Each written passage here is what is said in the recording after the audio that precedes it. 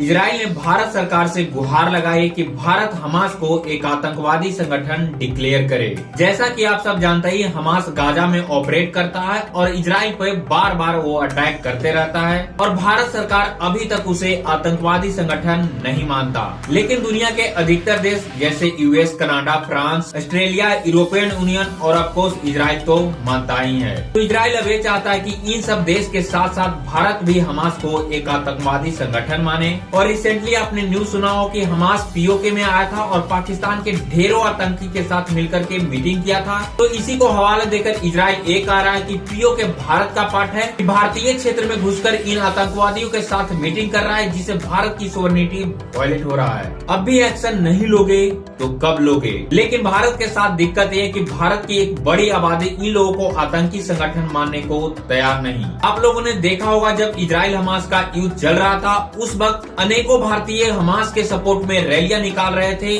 वहीं OIC country यानी organisation of Islamic corporation, ये सब देश भी हमास को एक आतंकवादी संगठन नहीं मानता। ऐसे में हमास को भारतीय सरकार एक आतंकवादी संगठन डिक्लेयर करता है तो अपने ही देश में एक बड़ी आबादी से बैकलैश फेस करना पड़ सकता है और उन इस्लामिक कंट्री से भी रिश्ते खराब हो सकते हैं। तो अब भारतीय सरकार के सामने क्वेश्चन है कि क्या फैसला ले पाता है। तो आप लोग बताओ कि क्या भारत को एक्शन लेना चाहिए या आप मानते हैं कि नहीं, हमारे ही देश में इनके बहुत सपोर्टर हैं और इस्लामिक कंट्री से भी रिश्ता खराब नहीं करना चाहते। तो ऐसे में भारत सरकार इनको आतंकवादी संगठन नहीं माने